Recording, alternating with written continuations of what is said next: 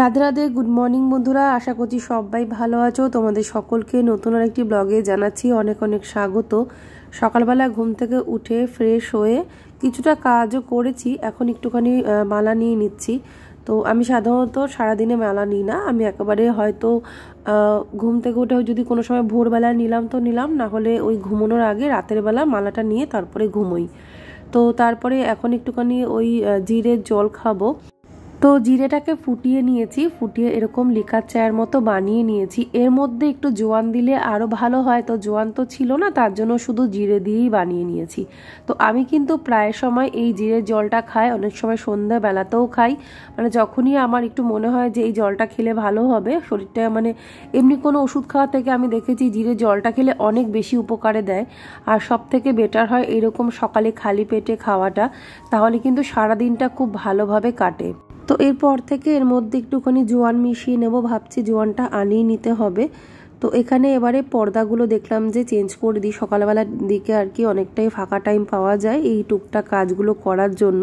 আগের দিনই ভেবে রেখেছিলাম এই পর্দাগুলোকে আমি লাগিয়ে দেব, কিন্তু ভুলে গেছিলাম। আসলে অন্যান্য কাজগুলো করে এতটাই টায়ার্ড হয়ে গেছিলাম, এই কাজটা আর করতে ইচ্ছে করেনি। তো ওই ঘরে সব গুছিয়েছিলাম। তো এই পর্দাগুলো আসলে স্টাডি রুমে ছিল, কিন্তু সেভাবে ইউজ করা হয়নি। তো দেখো, খালি গলায় ভয়েস ওভার দিলে কি হয়, এইরকমই চারিদিকে সাউন্ড চলে আসে। এই যে কুকুরের আওয়াজটাও চলে এসেছিল, তো ওটাকে আবার আমি মুছে নতুন করে আবার ভয়েস ওভার দিচ্ছি। মানে যে কোনো সাউন্ডই চলে আসে, খুব মুশকিল হচ্ছে এখন আমার ভিডিও এডিট করা দিনের বেলা। ওই জন্য একেবারে রাত জেগে একটু কষ্ট করে হলেও রাতের দিকে এডিট করে রাখতে হবে, তাহলে তোমাদের ভিডিওটাও তাড়াতাড়ি দিতে পারবো। একটু সুস্থ হয়ে নিই, শরীরে এখন এনার্জি দেয় না। আর প্রচণ্ড গরমে আমি একদম অসুস্থ হয়ে পড়েছি, মানে গরমটা আর নিতেই পারছি না, এরকম অবস্থা। তো কি আর করা যাবে, সারাদিনে তো মানে কাজ তো কম থাকে না। তো এখানে আমি এই দরজার পর্দাটাও চেঞ্জ করে দিলাম। তো মানে এই সেটটা টোটালি চেঞ্জ করে দিলাম আর কি। তো একটা ভালো খবর যেটা তোমাদের বলা হয়নি, যে আমার বোনের বিয়ে ঠিক হয়েছে হঠাৎ করে আর কি। তো মামিরা এসে নিমন্ত্রণ করেও গেছে, কিন্তু ওগুলোর কোনো ভিডিও করা হয়নি।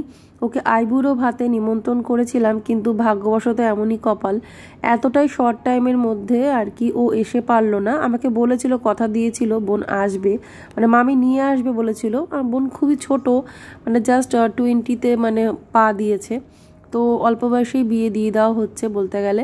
তার কারণ যেহেতু আমার মামা নেই, ছোট মামা নেই, তো মাথার উপরে পিতার মানে ছায়াটা নেই আর কি। তো ওই জন্যই ভালো একটা পাত্র যখন পাওয়া গেছে, তো সেইখানেই আর কি বিয়েটা যাতে হয়, সেই জন্যই এত তাড়াহুড়োতে আর কি বিয়েটা হচ্ছে। তো ছেলে ব্যাঙ্গালোরে চাকরি করে। তো যাক, খুব ভালো হয়েছে, আমি খুব খুশি হয়েছি। কারণ একটা অসহায়, তো মানে বুঝতেই পারছো বাবা না থাকলে যেরকমটা হয়। আর আমার মামি তো হাউস ওয়াইফ ছিল, বুঝতেই পারছো সে কি আর করবে। তো মোটামুটি চলছিল। তো মামার ছেলে কোনো রকম একটা চাকরি করতো, তো এখন একটু ভালো চাকরি করছে, হয়তো ভবিষ্যতে আরও ভালো পোস্টে চাকরি করবে। তো যাক, ফিউচার ওদের খুব ভালো, দেখতেই পাচ্ছি সামনে আরও সব ভালোই হবে। তো বলে না, যার কেউ নেই তার ভগবান আছে। তো ভগবান হয়তো এখন মুখ তুলে তাকিয়েছে, তো চাইবো সবাই ভালো থাকুক, মানে খুব আনন্দে থাকুক, সুখে থাকুক। তো বোন চলে যাবে, ওরা বিয়ের পরে ব্যাঙ্গালোর চলে যাবে। হ্যাঁ, সেই বিয়েতেই যাব, এই তো বৃহস্পতিবারে বিয়ে। তো আর এর মধ্যে আর কিছু তোমাদের সাথে শেয়ার করা হয়নি। তো এখানে চা করে নিলাম, ওদিকে ব্রেকফাস্টের জন্য আটাটা মেখে রেখে এসেছি। আজকে নতুন ধরনের একটা পরোটা বানাবো, দেখবে তোমাদের আইডিয়াটা ভালো লাগে নাকি। তো আগে দেখলাম যে চা বিস্কিটটা খেয়ে নিই। তো আর হ্যাঁ, আগের দিন আমি যে নাইটিটা পরেছিলাম লাল রঙের, সেম নাইটিটাই কিন্তু পরেছিলাম। তোমরা আবার ভেবো না কিন্তু যে বাসি নাইটি পরে কাজ করছি, আমি কোনোদিনই বাসি নাইটি পরে কাজ করি না। আগের দিন নাইটিটা আমি আবার আগেই ছেড়ে রেখেছিলাম। সন্ধ্যার পরে আমি অন্য নাইটি পরেছিলাম, সেটা পরেই ঘুমিয়েছি। আর যেই নাইটিটা ছেড়ে রেখে দিয়েছিলাম সেটাই আবার সকালে পরে নিয়েছি। মানে লাল রঙের যে নাইটিটা পরা আমাকে দেখছো, এটা কিন্তু কোনো বাসি নাইটি না, পরিষ্কার পরিচ্ছন্ন নাইটি। তো যাই হোক, আর সকালে তো আমি জল ঢেলে স্নান করেই নিই। তো এই কথাগুলো বলার একটাই উদ্দেশ্য, এই জিনিসগুলো কিন্তু আমাদের মানতে হয়, এগুলো মানা ভীষণই দরকার। অনেকেই দেখবে এই জিনিসগুলো কিন্তু একদমই মেনটেন করে না, যেই জামা কাপড়ে রাতে ঘুমোচ্ছে সকালে সেই জামা কাপড়েই সমস্ত কাজ করছে, রান্না বান্নাও করছে, ইভেন মানে কিছু বলার নেই এগুলো। কিন্তু আমরা ছোট থেকেই শিক্ষা পেয়েছি, আমি ঠাকুমাকেও দেখতাম, মাকেও দেখেছি, বরাবর এই শিক্ষাগুলো ছোট থেকেই পেয়েছি যে হ্যাঁ বাসি জামা কাপড়ে সংসারে কোনো মানে বিশেষ করে রান্নাঘরে কোনো কাজ তো করতেই নেই। তো এখানে আজকে পরোটাটা কিভাবে বানালাম দেখলে, ছাতুর গুঁড়োর মধ্যে কাঁচা লঙ্কা কুচি একটু লবণ দিয়ে মানে ছাতুর গুঁড়োটাকে পুর হিসেবে দিয়েছি, দিয়ে আমি ওই যেরকম করে আলুর পরোটা করি সেইভাবেই কিন্তু পরোটাগুলো বানাচ্ছি। তো বানাতাম আমি প্লেন পরোটা, তো ভাবলাম কি যে নতুন ধরনের কি করা যায়, কি দেওয়া যায় এর ভেতরে। তো দেখলাম আলু সেদ্ধ তো করিনি, যে আলুর পরোটা করব, তো মাথায় আসলো যে লিট্টির মতো করে ভেতরে একটু পুর দিয়ে দিই, আমি তো আর অনিয়ন ইউজ করব না। তো ওই জন্যই একটু লঙ্কা কুচি, একটু ছাতু, সামান্য একটু হিং আর একটু লবণ দিয়ে গুঁড়োটাকে মাখিয়ে নিয়েছি। সেই গুঁড়োটা ওই যতটা আর কি ধরেছে ভেতরে ততটা করে দিয়ে মুখটা বন্ধ করে আমি বেলে নিয়েছিলাম। তারপরে দেখো পরোটাগুলোকে নর্মালি সাদা তেলে ভেজেছি, মানে এটা রিফাইন্ড অয়েল, যেটা ওই রাইস ব্র্যান অয়েল, সরি সাদা তেল না। তো তারপরে একটুখানি বাটার দিয়ে দিয়েছি ওপরে। তো এখন দেখো টক দই দিয়ে সার্ভ করে দেবো, এটাই হচ্ছে আজকে ব্রেকফাস্ট। তো এখন মিষ্টুকে দিচ্ছি, গোপাল এখনও ঘুমোচ্ছে, এরপরে গোপালকে ঘুম থেকে তুলে ওকে ব্রেকফাস্টটা দিয়েছিলাম। আর এর মধ্যে একটু চিনি দিয়ে দিয়েছিলাম, বাচ্চা মানুষ তো সবাই দেখবে অতটা টক দই খেতে পারে না, তো একটু চিনি দিলে খেতে ভালো লাগে। তো এবার বাকি পরোটাগুলো করে নিলাম। তো তবে হ্যাঁ এই পরোটাগুলো কিন্তু গরম গরম খেতে বেশি ভালো লাগবে। ধরো আমি করে রেখে দিলাম, একটা সেই মানে ঠান্ডা হয়ে একটা নরম রুটির মতো হয়ে থাকে না, তার থেকে এইরকম ভেজে গরম গরম দিলে কিন্তু খেতে অসাধারণ লাগবে।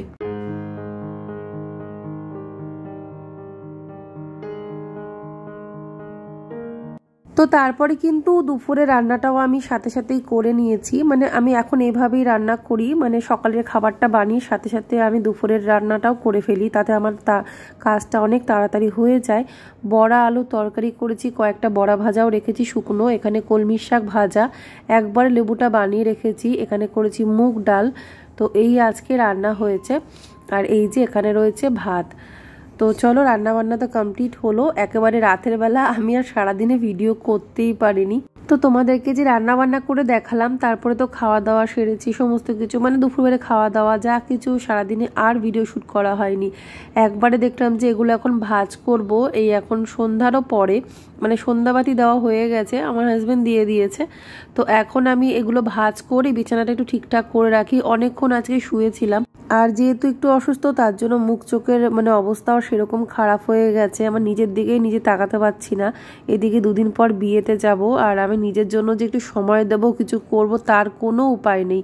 এমনই হুট করে বিয়েটা হঠাৎ করে ঠিক হলো যে একটু প্রিপারেশন নেব, সেরকম কোনো সুযোগই মনে হয় পাবো না, আর কবেই বা পাবো। তো এই জন্যই দেখো এই জামা কাপড়গুলো দেখো আগের দিনের কাচা, সেগুলো আজকে রোদে দিয়ে এনে রেখেছিলাম সেই সকালবেলা। তো তারপরে ঘরে এনে রাখলাম দুপুরবেলায় যে ভাজ করব, তো সেই দুপুর থেকে এখানেই পড়েছিল, তো ভাবলাম যে একটু বিশ্রাম করে নিই, তারপরে কোচেই করতে করতে এখনই রাত্রেবেলা এসে ঠেকলো। তো যাই হোক আলটিমেটলি সব ভাজ করিয়ে নিলাম, এবার জায়গা মতো সব গুছিয়ে দেবো। তো আর কিছু ভিডিও করা হয়নি আজকে, তো চলো একেবারে পরের দিন থেকে আবার ব্লগটা তোমরা দেখতে থাকো।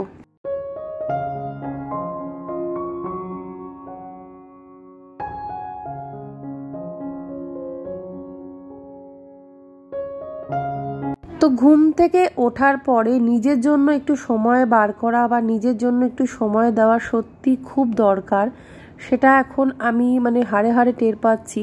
মাঝে মাঝে শুরু করেছিলাম, কদিন কন্টিনিউ করি, আবার মাঝখানে বন্ধ করে দিয়েছি, এইরকমভাবেই আমার এই সমস্ত কিছু চলছিল। কিন্তু এখন যা দেখতে পাচ্ছি, যদি এইটুকুনি না করতে পারি, হয়তো আমি আমার সংসারের কাজগুলোই ঠিকমতো করতে পারবো না।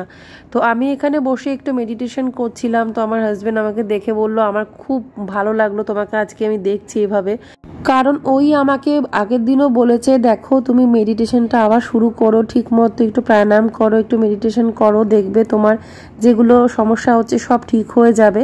তো ওই জন্যই ও বলছে, আমি খুব খুশি হয়েছি। তো যাই হোক, এখন দেখো আমি নিজেকেও খুব ফ্রেশ ফিল করছিলাম এইটুকুনি করার পরে।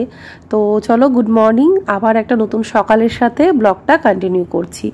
তো এবারে আমি যাব রান্নাঘরে, সবার আগে ব্রেকফাস্টটা বানাবো। এখনো কিন্তু ওরা ঘুমোচ্ছে, আর সকালে উঠে যেগুলো দৈনন্দিন কাজ, বাসি কাজ কিছুটা করে নিতে হয়, ঘর দোর ঝাড় দেওয়া, তারপরে ফ্রেশ হয়েছি, তো তারপরে একটুখানি কিছু সকালে জল পান করা। প্লেন জল তো প্রথমে খাই, তারপরে হয়তো চিয়া সিডস খাই মাঝে মাঝে এখন, না হলে একটুখানি ওই জিরের জল খেয়ে নিই। তো এবারে যেটা তোমাদের দেখাচ্ছি, কিছুক্ষণ বাদে আমি কিন্তু কিছুটা কাজ করে নিয়েছিলাম। এখানে আমি ডাল সেদ্ধ করে রেখেছি, আগের দিন ডাল ভিজিয়ে রেখেছিলাম, ছোলার ডাল, তো সেটা সেদ্ধ করে নিয়েছি। আর এখন ডালটায় ফোড়ন দেব, আর ময়দাটাও কিন্তু আমি মেখে রেখেছিলাম, সেগুলো আর ভিডিওতে রাখা হয়নি আমার। তো চলো এখন সবার আগে ছোলার ডালটা করি, তারপরে লুচি ভাজবো। অ্যাকচুয়ালি প্ল্যান করেছি যে পরোটা আর ছোলার ডাল হবে, কিন্তু যেহেতু ঠাকুরকে আমি ভোগের জন্য সবার আগে দেব, তো ঠাকুরের ভোগের জন্য আমার মনে হলো লুচিটাই করে দিলেই ভালো লাগবে। তো সেই জন্য আগে ছোলার ডালটা ফোড়ন দিয়ে নিই, তারপরে কটা লুচি ভাজবো। লুচি ভেজে ঠাকুরের ভোগটা উপরে পৌঁছে দিয়ে এসে তারপরে পরোটাগুলো ভেজে নেব। তো ছোলার ডালে ফোড়ন দেওয়ার জন্য তেলের মধ্যে দিয়ে দিয়েছিলাম তেজপাতা, শুকনো লঙ্কা, জিরে, একটু হিং, আদা কুচি, টমেটো কুচি, কাঁচা লঙ্কা চেরা, তার সাথে দিয়ে দিয়েছি একটু হলুদ, একটু দেব জিরের গুঁড়ো, একটু ধনে গুঁড়ো, বাকি লবণ আর চিনি। লবণটা ভেবে দিতে হবে, যে যতটুকু আমি ডাল সেদ্ধ করার জন্য দিয়েছি সেইটা মাথায় রেখেই লবণটা দিতে হবে, নাহলে তো লবণ পোড়া হয়ে যাবে। তো এবারে এর মধ্যে ডালটা দিয়ে দেবো, সেদ্ধ করা ডালটা। তো হিংটা কিন্তু আমি দিয়ে দিলাম, হিং কিন্তু দিলে ফ্লেভারটা ভালো আসবে। আর শুধুমাত্র একটু ওই মানে ওই নারকেল কুচি দিতে পারলাম না। ছোলার ডালে দেখবে নারকেল কুচি মানে ভেজে দিলে নারকেল বেশ ভালো লাগে। তো যাই হোক, এখানে ডাল তো রেডি, এবার একটু ফুটে উঠলে নামিয়ে নেব। আর ছোলার ডাল দেখবে অলরেডি একটুখানি গাঢ় গাঢ় হয়ে যায় ডালটা রেডি করা, মানে রান্না হয়ে গেলে, ওই জন্য একটুখানি পাতলাই কিন্তু আমি মানে ফুটে উঠলে নামিয়ে নেব, মানে বেশি একটা শুকোবো না ডালটা। তো এখানে ডালটা কিন্তু রেডি হয়ে গেছে। তো এবার ডালটা সরিয়ে রেখে না আগে ঠাকুরের জন্য তুলে নিই বাটিতে, ঠাকুরের ভোগের জন্য। তো তারপরে লুচিটা ভেজে আমি উপরে পৌঁছে দেব। আর ডালটা হয়ে গেছে, ডালটা সরিয়ে এখন আমি লুচি ভাজার ব্যবস্থা করব। তো এখন এই যে ঠাকুরের জন্য তুলে নিচ্ছি।